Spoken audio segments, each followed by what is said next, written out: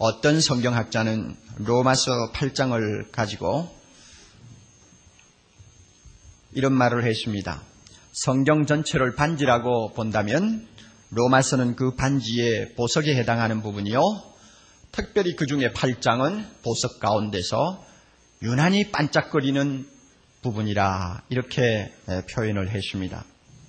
또 어떤 성경학자는 아주 문학적으로 표현을 했습니다. 성경 전체를 통해서 흐르던 여러 갈래의 강물이 8장에 와서는 하나의 생명수강을 이루고 하나님의 어린 양 보좌 앞에 깔린 수정처럼 맑게 도도하게 흐르고 있다, 이렇게 말했습니다. 또 어떤 사람은 성경이 다 불타서 없어진다 할지라도 우리가 로마서 8장 하나만 들고 있으면 구원받을 수 있다 하는 말까지 했습니다. 이런 말씀은 로마서 8장이 얼마나 은혜스러운 말씀인가를 이런 표현 저런 표현을 통해서 우리에게 알려주는 것이라고 생각합니다. 로마서 8장은 다른 성경에 비해서 특별히 무게가 있고 더 말씀 중에 말씀이다, 이런 의미가 아닙니다. 성경에 있는 말씀은 모두 다 하나님의 진리이기 때문에 어느 것이 더 좋고 나쁘고 이렇게 구별하는 것은 대단히 위험합니다. 단지 로마서 8장이 대단히 은혜스러운 말씀이라는 것을 이렇게 이야기하고 있는 것으로 우리는 생각합니다. 이런 점에서 우리가 함께 로마서 8장을 앞에 놓고 더 은혜를 받을 수 있게 된 것을 하나님께 감사를 드립니다. 여러분, 이 로마서 8장을 한번 외워보셨나요? 3부에는 제가 잘 모르겠는데 2부 예배 때는 보니까 성경을 읽을 때 성경을 펴지 않고 눈 감고 그대로 로마서 8장을 교독하는 것을 제가 보았습니다. 그런 분들이 여러분 계세요. 외우는 것이죠. 참 좋은 일이라고 생각합니다. 제가 이 말씀을 외우면서 항상 생활을 하다 보면 참 받는 은혜가 많습니다. 공고한 인생의 여로를 우리가 한 발짝 한 발짝 옮겨 놓으면서 영적으로 육적으로 겪는 다양한 문제의 구름이 자주자주 마음을 어둡게 할 때가 많습니다. 그럴 때마다 로마서 8장을 마음에 담고 있으면 이 말씀은 모든 문제에 대한 전천후 대답입니다. 여기저기 성경 뒤적일 필요가 없을 정도입니다. 믿음이 흔들릴 때, 하나님의 사랑이 의심스러울 때, 마음의 정욕이 발동할 때, 성령의 은혜가 의심날 때, 고독을 느낄 때, 기도의 응답이 오지 않을 때, 고통에 빠질 때, 소망이 흐려질 때, 어느 때를 막론하고 로마서 8장은 전천후적으로 나의 문제에 대한 하나님의 음성으로 들려지고 또 나에게 접근하는 것, 또 나에게 힘을 주는 그런 경험들을 저는 자주 합니다. 그러니까 여러분 한번 외워보시기를 바랍니다. 몇 절을 외우라고 안 합니다. 뭘 외우라고 그랬어요? 로마서 8장을 외우라는 말입니다. 아시겠죠? 아마 신구약 성경을 들고 다니는 분이면 그 정도는 한번 해봄직한 일이 아닙니까? 해가지고 손해가는 건 하나도 없으니까요. 바울은 1절에서 그러므로라는 말로 서두를 시작하고 있습니다. 그는 우리가 이미 본 바와 같이 7장에 오기까지 하나님의 복음이 무엇인가를 상세하게 설명해 주었습니다. 3장 23절에서 그는 복음의 핵심을 이렇게 말합니다. 그리스도 예수 안에 있는 구속으로 말미암아 하나님의 은혜로 값없이 의롭다 하심을 얻었노라. 또 5장 1절에 가서는 그러므로 우리가 믿음으로 의롭다 하심을 얻었은즉 우리 주 예수 그리스도로 말미암아 하나님으로 더불어 화평을 누리게 되었도다 하고 그는 복음의 진수를 우리에게 알려주었습니다. 이와 같은 복음을 믿고 주님 앞으로 나오는 자는 이미 죄의 종이 아니며 얽매였던 율법에서 벗어났다고 6장 7장에서 가르쳐 주었습니다. 가끔 우리가 오라 하는 탄식이 터질 때도 있지만 우리의 영혼을 흔들어 놓을 자는 우리 주변에 아무도 없다는 것을 분명히 말했습니다. 이 모든 사실을 종합해 볼 때 하는 말이 그러므로입니다. 이 모든 사실을 종합해 볼 때 그러므로 어떻다는 것입니까? 그리스도 예수 안에 있는 자에게는 결코 정죄함이 없다는 것입니다. 하나님 앞에서 우리를 죄인으로 고소할 자도 없고 또 하나님 역시 우리를 죄인으로 보시지 않는다는 것입니다. 어떠했든 간에 그리스도를 믿고 예수 안에 있는 사람은 정죄를 당하지 않는다고 그는 말씀하고 있는 것입니다. 7장 정도까지 복음에 대해서 그만큼 자상하게 설명을 했다면 우리가 정죄함을 받지 않는 이유는 충분히 설명이 되었다고 말할 수가 있습니다. 더 이상 다른 말이 무엇이 필요할까? 우리는 그렇게 느낍니다.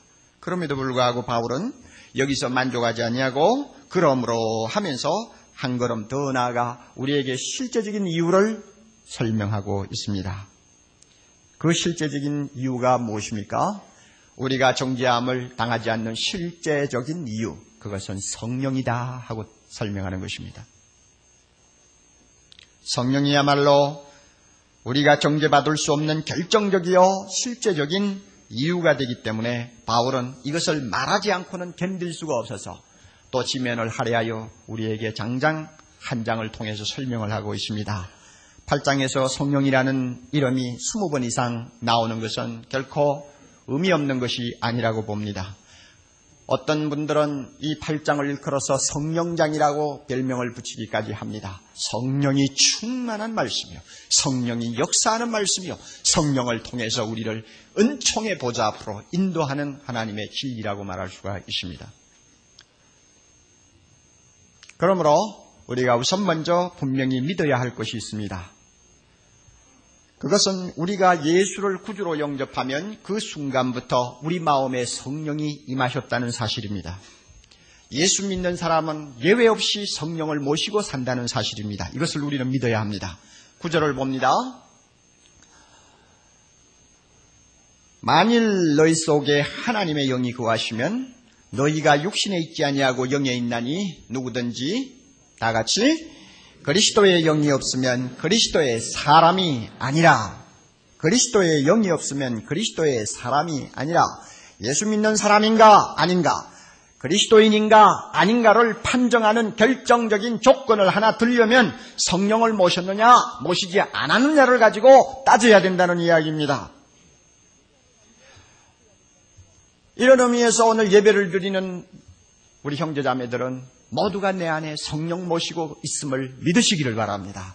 이 성령이 내 안에 계심을 믿으시기를 바랍니다. 만약에 이것 부인하면 예수 안 믿는 사람이라고 하나님은 말씀하고 있습니다. 성령을 모시고 있는 자에게는 틀림없이 몇 가지 특징이 있습니다. 9절 봅니다.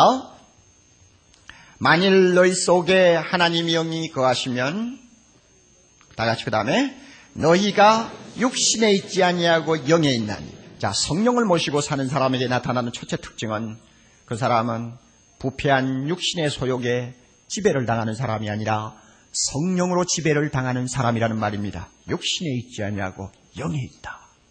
우리는 영의 사람이요, 영에 소속된 것을 믿으시기 바랍니다. 또 10절, 또 그리스도께서 너희 안에 계시면, 그 다음에 다 같이 몸은 죄로 인하여 죽은 것이나 영은 의로 인하여 산 것이니라. 옳습니다. 성령 모신 사람은 영으로 사는 사람이지 육으로 사는 사람이 아닙니다. 육은 이미 죽었습니다. 여기서 죄로 인하여 죽었다는 말은 우리가 범죄한 죄로 인해서 육신이 부패했다는 의미도 가지고 있고 약해졌다는 의미도 갖고 있습니다. 또 2차적으로는 우리의 죄로 인하여 육신은 흙으로 돌아가는 썩을 몸이 되었다는 것을 이야기합니다. 우리는 이것을 압니다. 그러므로 성령 모신 사람은 이제는 죄로 인하여 오염되고 약해지고 또 얼마 있으면 흙으로 돌아갈 우리의 육신과 그 육신의 작업장이라고 말할 수 있는 몸, 이것을 의지하고 살지 않습니다. 우리는 영으로 사는 사람입니다. 믿으시기 바랍니다. 그 다음에 11절,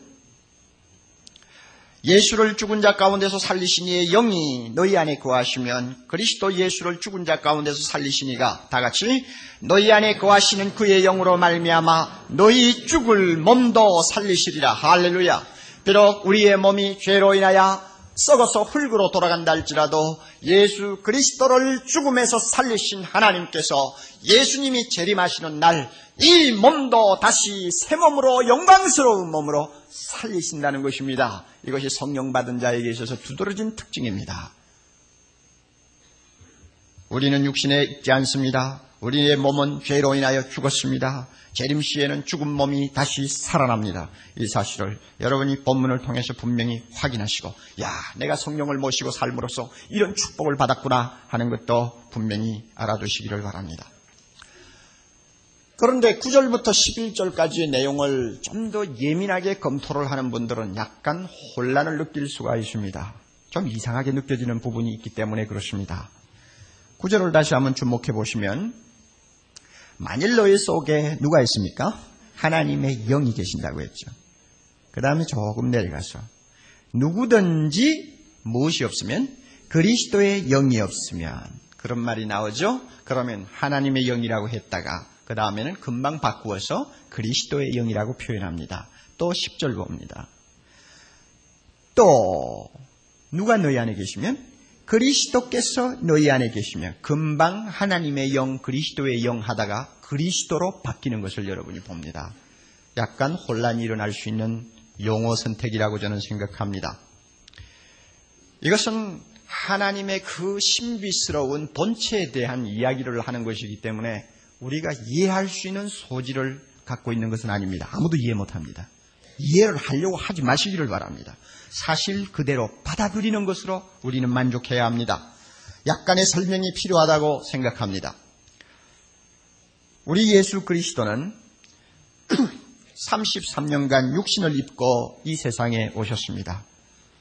그리고 부활하신 후에는 육신이 우리 눈에 보이지 않고 영으로만 계십니다. 재림하실 때는 우리가 눈으로 또 볼 수 있는 영과 육의 온전한 모습을 갖추어서 나타나실 것입니다. 이것이 구원 사역과 관계에서 예수 그리스도가 우리에게 나타나신 이후부터 가지는 예수님의 세 가지 양상의 모습이라고 말할 수 있습니다. 처음에는 육신으로 보이셨고 이제는 영으로 계시고 그 다음에는 영과 육으로 우리 앞에 나타날 것입니다. 그러므로 지금은 그리스도가 영으로 우리 안에 거하는 기간입니다. 어떻게 부활하신 예수님이 우리 안에 영으로 거하시는가? 그 대답은 성령을 통해서입니다. 이게 대답입니다. 성령은 그리스도가 영으로 우리 안에 거하시게 하는 분입니다. 이런 의미에서 성령을 놓고 하나님의 영이라고 말할 수도 있고 그리스도의 영이라고도 불러도 좋고 그리스도 자신이라고 바꾸어도 전혀 틀림이 없습니다. 이것이 삼위일체가 갖는, 하나님의 삼위일체가 갖는 신비한 요소입니다. 그러므로 우리는 우리 안에 그리스도가 계신다고 해도 괜찮습니다. 또 성령이 계신다고 말해도 틀리지 않습니다. 지나치게 구별할 필요가 없습니다. 성령은 내 오른편에 계시고 그리스도는 내 왼편에 계신다. 이쪽 허파에 있는 데는 누가 계시고 또 좌편에 간 있는 데는 누가 계신다. 이런 소리 하지 말라고요. 너무 지나치게 구별하는 것은 이것은 대단히 위험합니다. 주님이 내 안에 계신다 해도 틀린 말이 아니요. 성령이 내 안에 계신다 해도 틀린 말이 아니고 성령과 예수 그리스도가 내 안에 계신다고 해도 틀린 말이 아닙니다. 믿습니까 여러분? 하나님의 본체는 그만큼 신비스러운 것입니다. 성령을 모신 자는 살아계신 예수님을 모시고 사는 사람입니다. 우리는 주님을 찾아서 다닐 필요가 없습니다. 그분을 하늘에서 끌어내려 우리와 함께 계시도록 요청할 필요도 없습니다. 성령을 통하여 그분은 날마다 우리 안에 거하시고 항상 흘러넘칠 만큼 우리 안에 충만하십니다. 우리는 그분이 우리 안에 계심을 믿기만 하면 됩니다. 이것을 감정으로 받으려고 하지 마시고 사실로 받아들여야 합니다. 가끔 교회 안에서는 찬송가를 부르다가 어리둥절해질 때가 좀 있습니다. 어느 목사님의 이야기입니다. 자기 교회에서 찬송가를 인도하게 되었습니다. 찬송가를 처음에는 208장을 불렀다고 합니다. 주 예수 내 맘에 들어와 계신 후 변하여 새 사람 되고 주 예수 내 맘에 오심 주 예수 내 맘에 오심. 예수님이 내 마음에 오셔서 내 안에 계심이 너무나 좋아서 찬송가를 힘있게 부르며 감사했습니다. 그 다음에 이제 한 장 부르고 다른 찬송을 선택하게 되는데 218장을 선택했다고 합니다. 그 찬송 가사는 뭐냐면 주 예수님 내 맘에 오사 날 붙들어 주시고 사랑의 주 내 마음속에 찾아오사 내 상한 마음을 고치고 하는 찬송입니다. 그 찬송가를 인도하다가 목사님도 교인도 약간 어리둥절해졌습니다. 208장을 부를 때는 주님이 내 마음에 계신다고 찬송하고 감사했는데 218장으로 돌아와서는 뭐라고 불렀어요? 주님이여 내 마음으로 오시옵소서 오셔서 내 마음에 거하시면서 내 상한 것을 고쳐주옵소서 하고 불렀단 말이에요. 언제는 계신다고 찬송하다가 언제는 들어오시라고 하다가 헷가닥 할 수 있죠. 그렇죠. 찬송가를 가끔 부르다 보면 그런 일이 일어납니다. 가사가 완전하지를 않으니까 그래요. 참 성경적으로 볼 때 이런 가사는 좀 뜯어 고쳤으면 좋겠다 하는 생각이 들 때가 많은데도 참 어쩔 수 없이 우리가 부르기는 합니다. 물론 이해를 하고 부르면 괜찮습니다. 그러나 좀 더 엄밀하게 냉정하게 놓고 보면 찬송가 부를 때마다 약간 이상해지는 것입니다. 차라리 218장을 가지고 주님이 내 마음에 오셔서 내 상한 마음 고쳐달라고 하는 찬송 부르려고 할 때 우리는 이렇게 대답하는 것이 나을 것입니다. 목사님 그 찬송가는 목사님 혼자 부르시오. 나는 이미 예수님을 모시고 사니까 그 찬송 안 불러도 됩니다. 차라리 그렇게 하는 것이 정상일 거예요. 주님은 우리 안에 거하십니다. 믿습니까? 그렇다고 218장 또 안 부르겠다고 하지 마십시오. 언제든지 불러도 됩니다. 그러면 알고 부르라 하는 이야기입니다. 성령을 모심으로 살아계신 그리스도를 모시고 살게 되었으니 얼마나 우리가 행복한 사람입니까? 이 행복을 오늘 우리 마음속에 이 시간 뜨겁게 다시 한번 체험하는 시간이 되었으면 좋겠습니다. 다음으로 알아야 할 것이 있습니다. 성령이 무엇을 하시기에 성령 모신 자가 정죄를 당하지 않는가 하는 문제입니다. 두 가지 대답이 나옵니다. 하나는 성령께서 죄와 사망의 법에서 우리를 해방시켰기 때문입니다. 2절 말씀입니다. 그리고 또 하나의 이유가 있습니다. 우리로 하여금 율법의 요구를 이루도록 하시기 때문입니다. 4절에 있는 말씀입니다. 이 두 가지는 조금 후에 제가 자세히 설명해 드리겠습니다. 그리고 또 하나 우리가 한 가지 알아야 할 중요한 진리가 있습니다. 성령께서는 무엇을 근거해서 우리를 죄와 사망의 법에서 해방시키는가? 성령께서는 무엇을 근거해서 우리로 하여금 율법의 요구를 이루도록 하시는가 하는 문제입니다. 근거가 뭐냐 하는 것입니다. 이 근거가 3절에 나오는 내용입니다. 이 3절에 나오는 내용은 로마서 3장으로부터 시작해서 7장까지 말씀한 모든 것을 다시 한번 요약해서 반복하는 것이라고 우리는 보아도 됩니다. 그래서 3절을 시작하면서 우리 성경에는 없습니다만 왜냐하면 하는 접속사가 들어갑니다. 성령이 우리를 죄와 사망에서 해방하였는데 왜냐하면은 3절 내용 때문이다 하는 말이고, 그 다음에 4절에 들어갈 때는 이 4절 내용이 3절에 대한 목적 역할을 합니다. 3절에 왜 주님께서 이런 일을 행하시느냐, 그 목적이 어디 있는가 하면 그 목적이 바로 4절에 나오는 내용이다 하는 것입니다. 이런 의미에서 3절은 2절에도 걸리고 4절에도 걸립니다. 좀 더 쉽게 말하면 3절은 2절과 4절의 근거가 된다는 이야기입니다. 그러면 3절을 잠깐 봅니다. 율법이 육신으로 말미암아 연약하여 알 수 없는 그것을 하나님은 하시나니, 이미 여러분은 이해를 하실 것입니다. 율법은 하나님이 주신 선한 법입니다. 하나님은 율법을 통해서 우리에게 요구하는 것이 있었습니다. 무엇입니까? 내가 거룩하니 너희도 거룩하라. 거룩한 삶을 살기를 요구하셨습니다. 그러나 우리는 예수 믿기 전에 육신의 부패성 때문에, 육신의 연약함 때문에 아무리 하나님이 원하시는 거룩한 삶을 살려고 해도 살 수가 없었습니다. 율법을 지키려고 해도 아무리 몸부림을 쳐도 지킬 수가 없었습니다. 하나 지키면 2개 범하고 2개 지키면 10개 범하는 것이 우리의 입장이었습니다. 하나님이 보실 때에 도무지 가망이 없어요. 부패한 육신을 가지고 이 세상을 사는 사람에게 내가 거룩하니 너희도 거룩하라 하는 요구를 했다는 자체가 벌써 무리라는 것을 하나님이 아셨어요. 그래서 하나님이 어떻게 하셨다고 했습니까? 하나님은 하시나니 어떻게 하셨어요? 곧 죄를 인하여 우리 죄 때문에 자기 아들 예수 그리스도를 죄 있는 육신의 모양으로, 즉 우리 모습으로 보내었어요. 육신의 죄를 정하셨다고 했습니다. 육신의 죄를 정했다는 말은 그를 화목제물로 삼아 십자가에 내어 놓았다는 이야기입니다. 십자가에 죽게 했다는 이야기입니다. 그러니 3절 전체의 내용의 핵심은 무엇입니까? 예수 그리스도가 우리를 위하여 십자가에 죽으심으로 우리가 죄와 사망에서 자유함을 얻을 수 있는 모든 근거를 준비하셨다는 것이고, 또 예수 그리스도가 우리 대신 십자가에 죽으시고 율법의 모든 저주를 받으셨기 때문에 우리는 그분을 통해서 율법을 완전히 지킨 사람으로 인정될 뿐만 아니라 한 가지 더 나아가서 이제는 하나님께서 말씀하시는 것, 내가 거룩하니 너희도 거룩하라 하는 그 말씀에 순종할 수 있는 사람으로 바꾸어 놓았다는 것입니다. 이것이 주님이 십자가에서 하신 일입니다. 결국 성령은 예수님이 우리 위해서 해놓으신 일을 우리의 것이 되게 하시는 책임을 지셨다고 우리는 말해야 합니다. 예수님이 왜 죽으셨습니까? 우리를 죄와 사망의 법에서 해방시키기 위해 죽었습니다.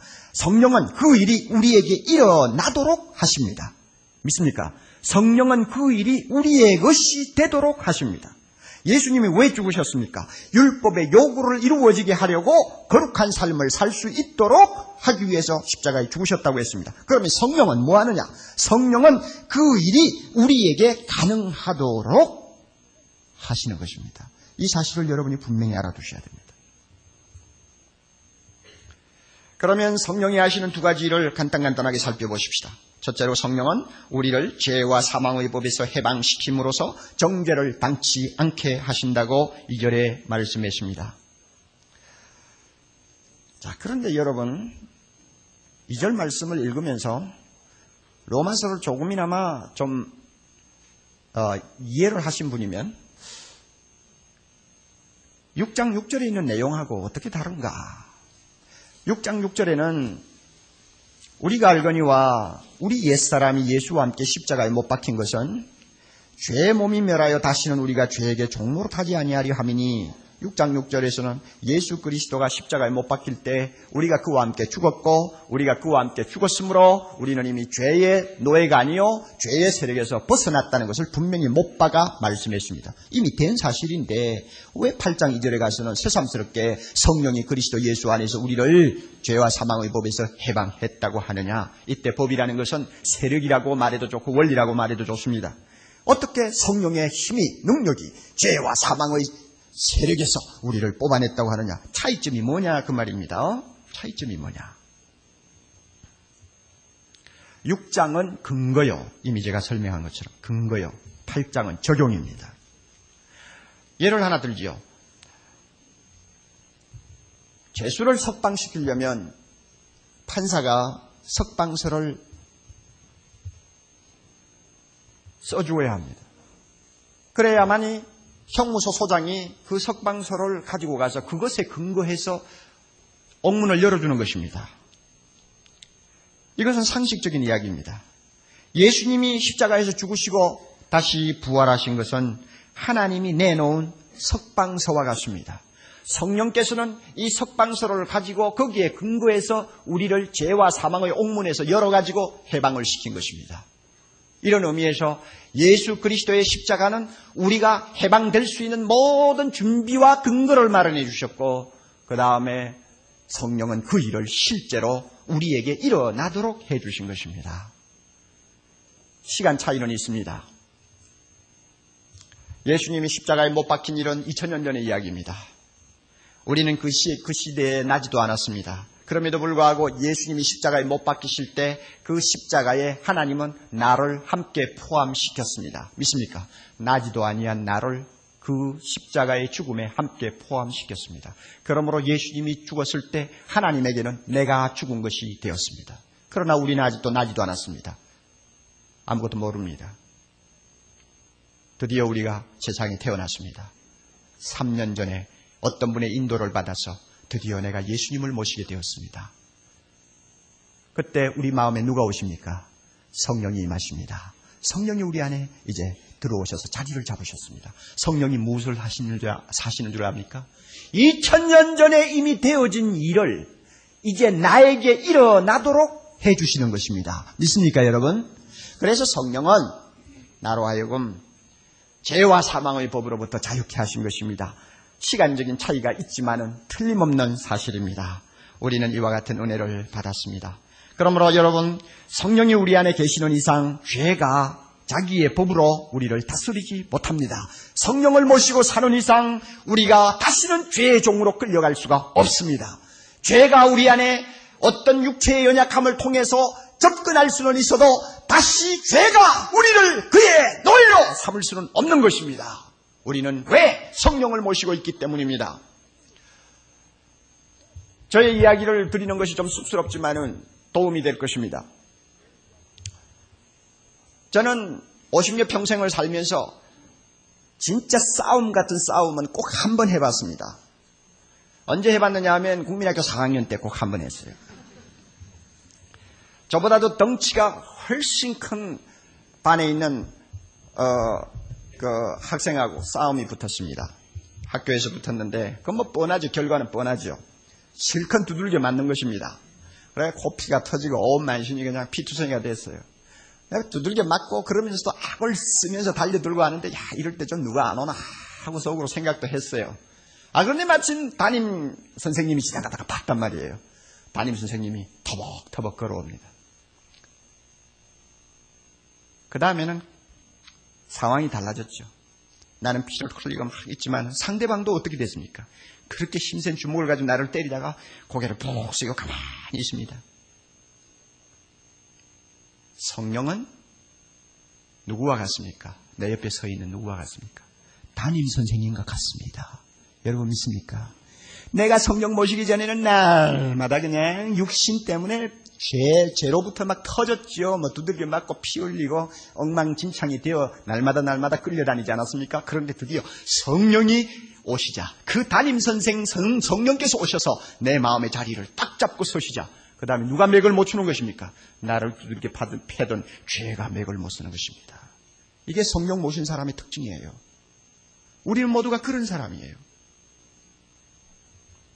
성령이 자기 안에 계심을 꼭 믿으시기를 바랍니다. 그렇다면 성령을 모신 우리를 아무도 정죄하지 못한다는 것을 믿으시기 바랍니다. 성령이 생명의 능력으로 죄와 사망의 법에서 나를 해방시켰는데 누가 감히 나를 향하여 정죄할 수 있겠는가? 스스로 반문하면서 할렐루야 하나님을 영화롭게 하시기를 바랍니다. 성령을 통해 승리하신 그리스도가 우리 안에 계시는데 누가 죄인이라고 나를 고소할 수 있습니까? 아무도 고소할 수 없습니다. 이런 의미에서 성령을 내 마음에 항상 머물게 하신 우리 하나님을 찬양해야 합니다. 두 번째로 성령은 우리가 하나님이 원하는 거룩한 삶을 살 수 있게 함으로써 우리가 정죄를 당하지 않도록 하십니다. 4절을 한번 보시기 바랍니다. 육신을 쫓지 않고 그 영을 쫓아 행하는 우리에게 율법의 요구를 이루어지게 하려 하심이니라. 예수님이 죽으신 목적을 밝힙니다. 왜 예수님이 십자가에 죽으셨느냐? 우리로 하여금 이제는 육신을 쫓는 자가 아니라 성령을 모시고 영을 쫓는 자가 되어서 율법이 요구하는 거룩한 삶을 살도록 하기 위해 죽으셨다고 했습니다. 사실 우리가 예수를 모를 때에는 얼마나 이 율법대로 산다는 것이 어려웠습니까? 다시 말하면 하나님께 순종하는 것이 얼마나 불가능했느냐는 말입니다.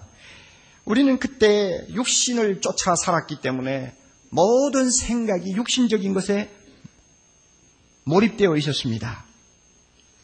5절부터 8절을 보면은 육신의 생각에 몰입된 사람들의 특징이 나옵니다.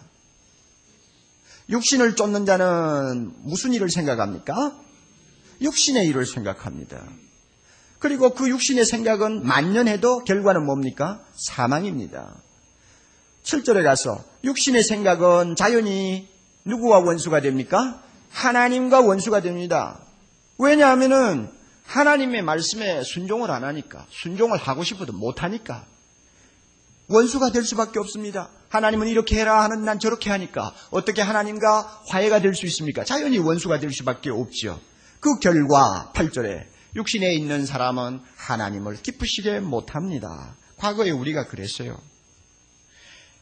이렇게 육신에 끌려다닐 때에는 우리 생각 자체가 근본적으로 삐뚤어져 있었습니다.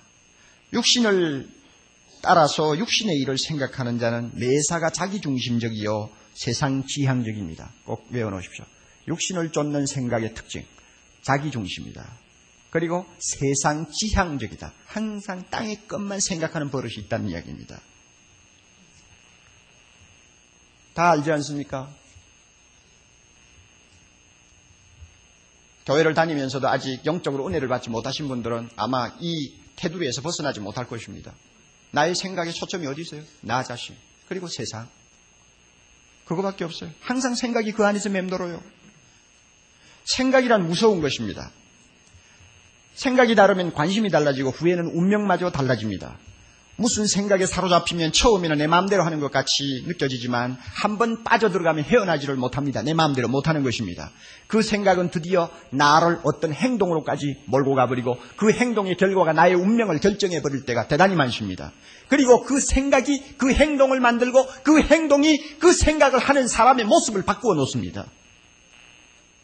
몇 년 전 미국에 있는 어느 신문에는 고양이 밥을 먹으면서 자기는 이제 고양이가 되어간다 하는 생각이 깊이 빠진 부인 이야기가 한번 실린 일이 있었습니다. 아멜라라고 하는 이 부인은 20년 동안 고양이 음식을 먹고 살았습니다. 여러분이 이해를 못할 겁니다. 우리나라에서 고양이 밥 하면은 이미 어떤 것이다 하고 들어옵니다만 외국에서 먹이는 고양이 밥은 우리나라의 라면보다도 훨씬 고급입니다.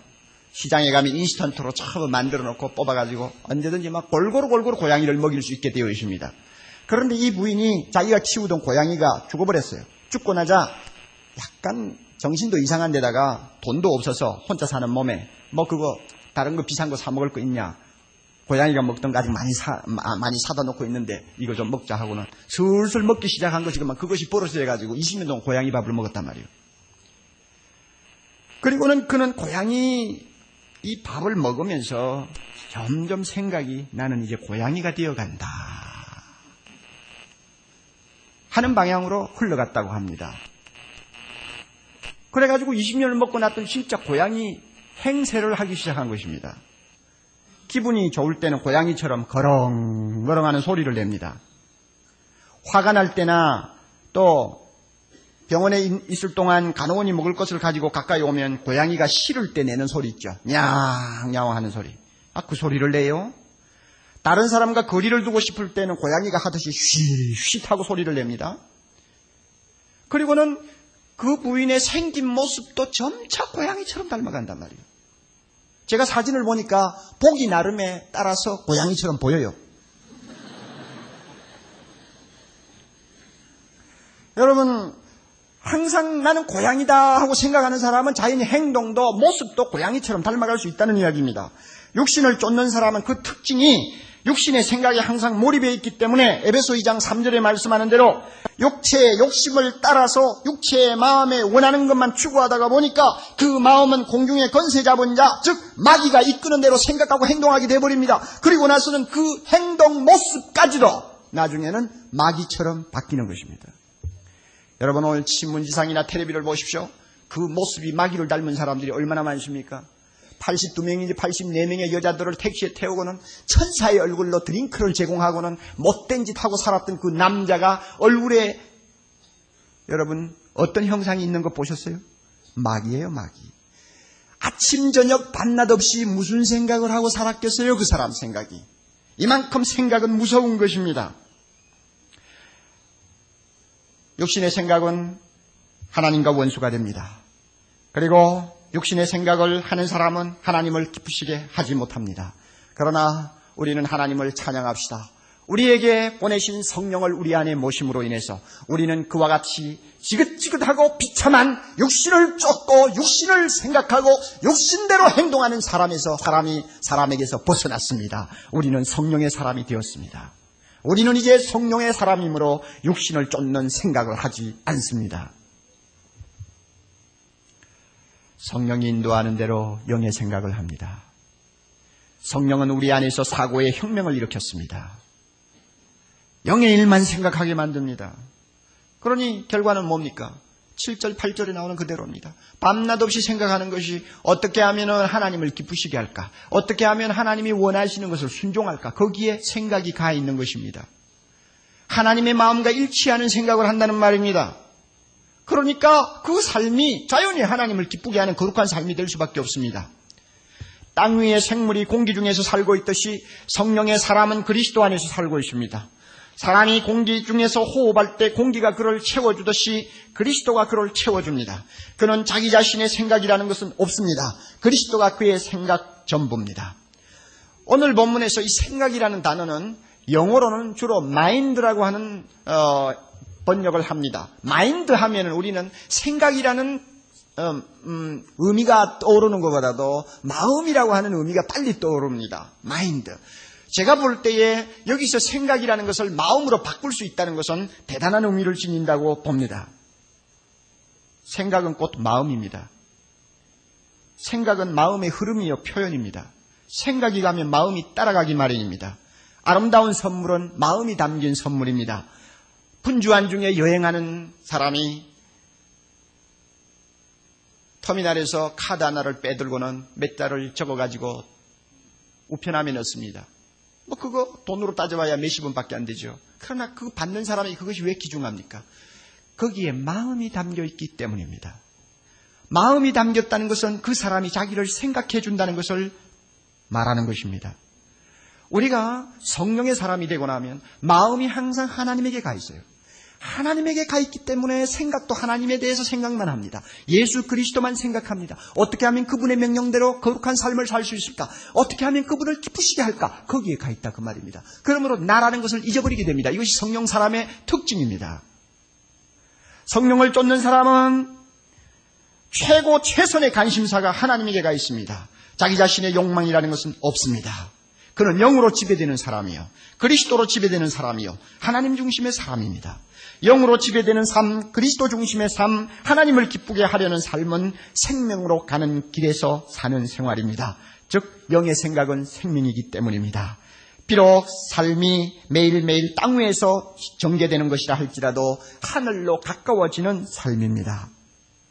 여러분, 거룩한 생활을 따로 생각하지 마십시오. 하나님이 생각하시는 것을 내가 생각하면 그건 거룩한 삶이요, 하나님이 가지신 뜻을 나의 뜻으로 받드는 삶이라면 그것이 거룩한 삶입니다. 성령의 사람은 바로 이렇게 사는 사람입니다. 그 결과 우리는 과거에 하나님의 명령대로 살지 못하던 거룩한 삶을 성령 때문에 살게 되는 것입니다. 어떤 사람은 이제 우리가 예수 믿고 율법에서 자유함을 받았으니 성령은 율법은 지키지 않아도 된다 하면서 일종의 방종적인 이야기를 합니다만 그 말은 오늘 본문에서 벌써 탈선된 것입니다. 하나님께서 우리에게 성령을 주시고 죄와 사망의 법에서 자유케 하신 목적이 어디 있느냐? 이제는 율법 이상의 거룩한 삶을 살 수 있도록 하는 데 있습니다. 종종 오호라 하는 탄식이 나에게 일어날 수도 있지만은 그것이 우리의 거룩한 삶을 꺾어놓지는 못합니다. 할렐루야! 분명히 이것이 성령의 사람입니다.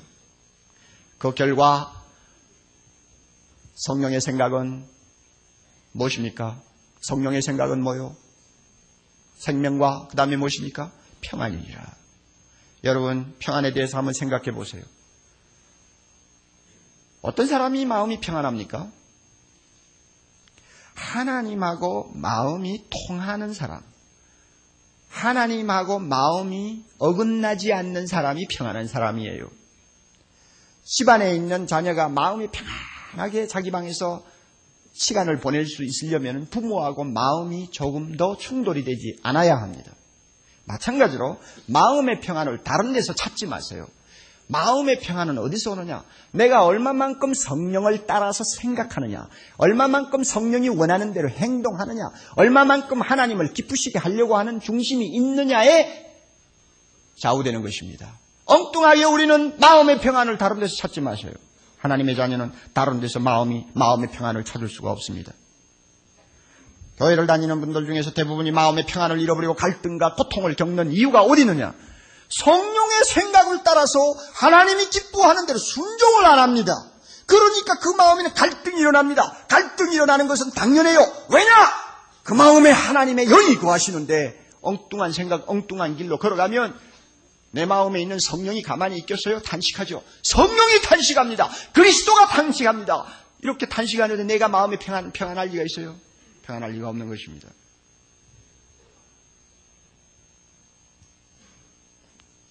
신문을 통해서 저는 어느 정당에 요직에 있는 장로님의 이야기를 읽은 일이 있습니다. 그 장로님은 주일날 오전 중에는 어떤 일이 있어도 골프장에는 가지 않겠다 아마 결심을 했나 봐요. 그러니까 과거에는 여러분 갔겠죠. 보나마나 갔을 거예요. 보통 중요한 정치적인 이야기는 골프장에서 주일날 주말에 이루어지니까 골프장 안 가면 정치를 못 하겠죠. 그런데 장로의 신분으로서 골프장에 간다는 것이 얼마나 어렵습니까? 그래도 그분은 갔을 거예요. 갔으니까 안 하겠다고 결심을 했죠. 처음부터 결심을 했으면 더 좋았을 텐데. 자, 여러분, 골프장에 가면 기분 좋죠.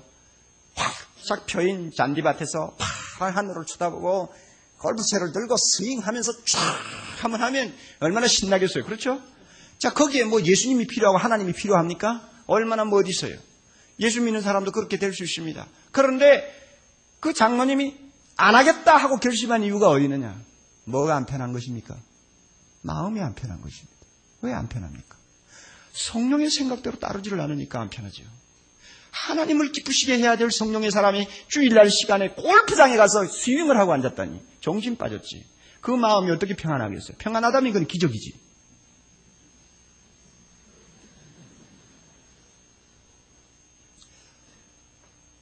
눈이 많이 와서 오늘 용평 스키장에 가서 신나게 지금 타고 있는 우리 교인들 있을지 모릅니다. 내가 분명히 말할 수 있는 것 있어요. 뭐냐? 그 사람이 과연 마음에 성령을 모시고 사는 사람이요 분명히 성령과 함께 동행하는 그리스도인이라고 한다면 분명히 말할 수 있는 것 있습니다. 그 마음에는 무엇이 없습니까? 지금 평안이 없습니다. 마음에 평안이 없기 때문에 겉으로는 더 활짝 웃고 또 미친 짓을 합니다. 그래서 그걸 자꾸 메꾸어 보려고, 그걸 싹싹 씻어보려고, 천만에요 씻어보려고 해보세요. 나오나?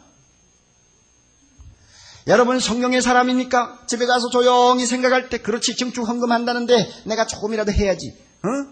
자동차는 아직도 바꾸지도 않아도 될 자동차를 수백만 원 들여서 바꾸면서 교회 헌금하려고 하니까 100만 원도 아깝고 50만 원도 아까운 거야. 어떻게 할까? 가지 말까? 오늘 빠지면 간단한데. 틀림없이 오늘 아마 숫자가 좀 줄 겁니다. 틀림없습니다.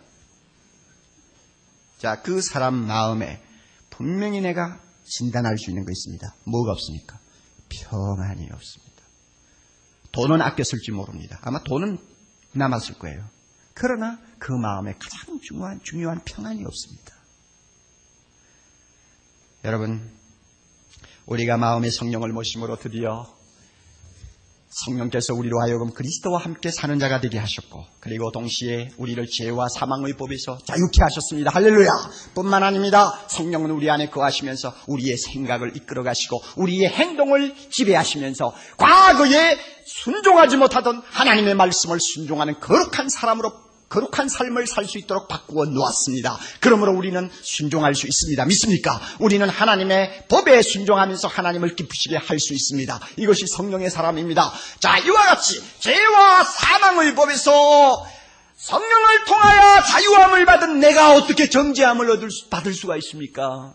이제는 성령을 통하여 하나님 앞에 순종하는 거룩한 삶을 사는 내가 어떻게 하나님 앞에 정죄함을 당할 수가 있습니까? 아무도 나를 죄인이라고 말 못합니다. 아무도 나를 하나님 앞에서 고소할 수 없습니다. 하나님도 나를 보시고 죄인이라고 하지 않습니다. 할렐루야! 바로 이것이 성령을 모신 사람의 특권이요 기쁨이요 영광입니다. 어떤 성경학자는 로마서 8장을 가지고 이런 말을 했습니다. 성경 전체를 반지라고 본다면 로마서는 그 반지의 보석에 해당하는 부분이요, 특별히 그 중에 8장은 보석 가운데서 유난히 반짝거리는 부분이라 이렇게 표현을 했습니다. 또 어떤 성경학자는 아주 문학적으로 표현을 했습니다. 성경 전체를 통해서 흐르던 여러 갈래의 강물이 8장에 와서는 하나의 생명수강을 이루고 하나님의 어린 양 보좌 앞에 깔린 수정처럼 맑게 도도하게 흐르고 있다, 이렇게 말했습니다. 또 어떤 사람은 성경이 다 불타서 없어진다 할지라도 우리가 로마서 8장 하나만 들고 있으면 구원받을 수 있다 하는 말까지 했습니다. 이런 말씀은 로마서 8장이 얼마나 은혜스러운 말씀인가를 이런 표현 저런 표현을 통해서 우리에게 알려주는 것이라고 생각합니다. 로마서 8장은 다른 성경에 비해서 특별히 무게가 있고 더 말씀 중에 말씀이다, 이런 의미가 아닙니다. 성경에 있는 말씀은 모두 다 하나님의 진리이기 때문에 어느 것이 더 좋고 나쁘고 이렇게 구별하는 것은 대단히 위험합니다. 단지 로마서 8장이 대단히 은혜스러운 말씀이라는 것을 이렇게 이야기하고 있는 것으로 우리는 생각합니다. 이런 점에서 우리가 함께 로마서 8장을 앞에 놓고 더 은혜를 받을 수 있게 된 것을 하나님께 감사를 드립니다. 여러분, 이 로마서 8장을 한번 외워보셨나요? 3부에는 제가 잘 모르겠는데 2부 예배 때는 보니까 성경을 읽을 때 성경을 펴지 않고 눈 감고 그대로 로마서 8장을 교독하는 것을 제가 보았습니다. 그런 분들이 여러분 계세요. 외우는 것이죠. 참 좋은 일이라고 생각합니다. 제가 이 말씀을 외우면서 항상 생활을 하다 보면 참 받는 은혜가 많습니다. 공고한 인생의 여로를 우리가 한 발짝 한 발짝 옮겨 놓으면서 영적으로 육적으로 겪는 다양한 문제의 구름이 자주자주 마음을 어둡게 할 때가 많습니다. 그럴 때마다 로마서 8장을 마음에 담고 있으면 이 말씀은 모든 문제에 대한 전천후 대답입니다. 여기저기 성경 뒤적일 필요가 없을 정도입니다.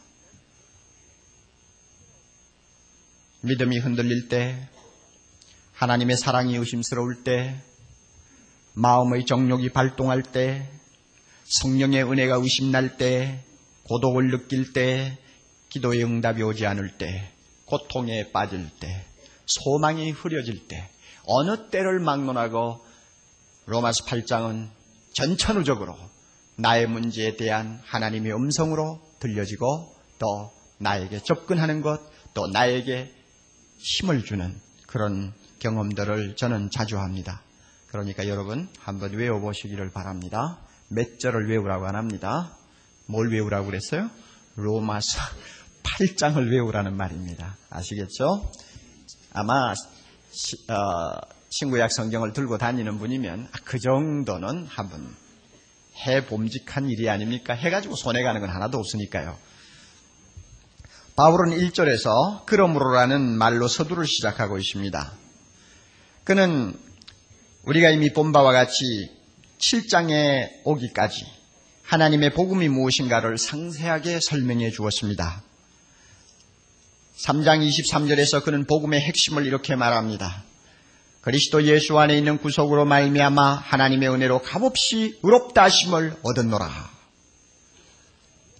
또 5장 1절에 가서는 그러므로 우리가 믿음으로 의롭다 하심을 얻었은즉 우리 주 예수 그리스도로 말미암아 하나님으로 더불어 화평을 누리게 되었도다 하고 그는 복음의 진수를 우리에게 알려주었습니다. 이와 같은 복음을 믿고 주님 앞으로 나오는 자는 이미 죄종이 아니며 얽매였던 율법에서 벗어났다고 6장 7장에서 가르쳐 주었습니다. 가끔 우리가 오라 하는 탄식이 터질 때도 있지만 우리의 영혼을 흔들어 놓을 자는 우리 주변에 아무도 없다는 것을 분명히 말했습니다. 이 모든 사실을 종합해 볼 때 하는 말이 그러므로입니다. 이 모든 사실을 종합해 볼 때 그러므로 어떻다는 것입니까? 그리스도 예수 안에 있는 자에게는 결코 정죄함이 없다는 것입니다. 하나님 앞에서 우리를 죄인으로 고소할 자도 없고 또 하나님 역시 우리를 죄인으로 보시지 않는다는 것입니다. 어떠했든 간에 그리스도를 믿고 예수 안에 있는 사람은 정죄를 당하지 않는다고 그는 말씀하고 있는 것입니다. 7장 정도까지 복음에 대해서 그만큼 자상하게 설명을 했다면 우리가 정죄함을 받지 않는 이유는 충분히 설명이 되었다고 말할 수가 있습니다. 더 이상 다른 말이 무엇이 필요할까? 우리는 그렇게 느낍니다. 그럼에도 불구하고 바울은 여기서 만족하지 아니하고 그러므로 하면서 한 걸음 더 나아가 우리에게 실제적인 이유를 설명하고 있습니다. 그 실제적인 이유가 무엇입니까? 우리가 정죄함을 당하지 않는 실제적인 이유, 그것은 성령이다 하고 설명하는 것입니다.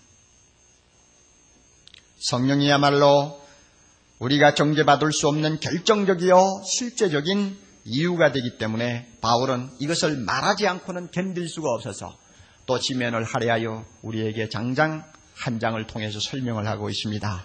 8장에서 성령이라는 이름이 20번 이상 나오는 것은 결코 의미 없는 것이 아니라고 봅니다. 어떤 분들은 이 8장을 일컬어서 성령장이라고 별명을 붙이기까지 합니다. 성령이 충만한 말씀이요. 성령이